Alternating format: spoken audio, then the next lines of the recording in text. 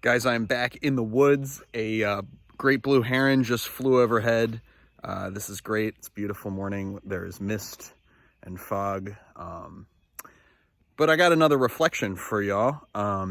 Something that I've been grappling with and praying with and wrestling with and fighting God with is the fact that right now I am totally Peter.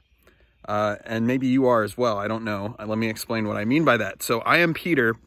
So like when Jesus predicted that he would be arrested and scourged and crucified and that he would be killed, Peter's immediate reaction was, Lord, this will never happen to you. This will never happen to you, Lord. You can't die. You can't let this happen to you.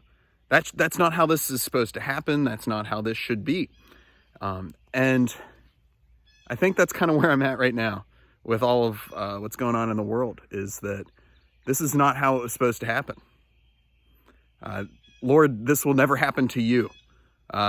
There's supposed to be public masses during Lent.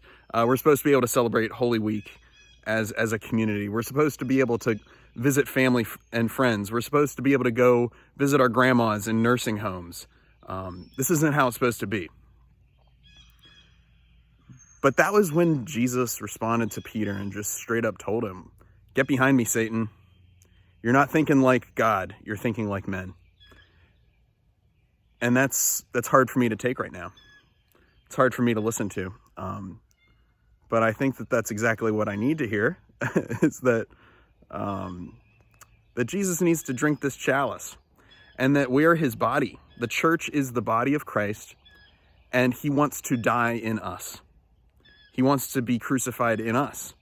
And so when everything is going wrong and everything's falling apart, and we immediately react with resistance like Peter, and we say, "No, Lord, this will never happen to you. This will never happen to your body. This is not what it's supposed to happen." Jesus responds, "You're not thinking like God is. This is the chalice that I have to drink."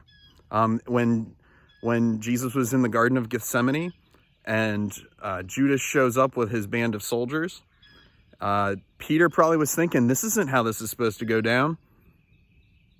This is not the plan. And what does he do? He again lashes out, "Lord, this will never happen to you. This is not going to go down." And he grabs a sword, and all he manages to do is slice off somebody's ear. What in the world? That's like the worst swordsmanship you can even think of. Like, come on, Peter, you stink even at resisting. So here we are as a church. Maybe we have swords in our hands. Maybe we think, I'm going to do something about this and prevent this from happening. But Jesus responds, "Shall I not drink the chalice that the Father has given me to drink?" So Peter learned, and he ultimately went to the cross as well. And so that's our invitation, I guess, is to just let Jesus die in us.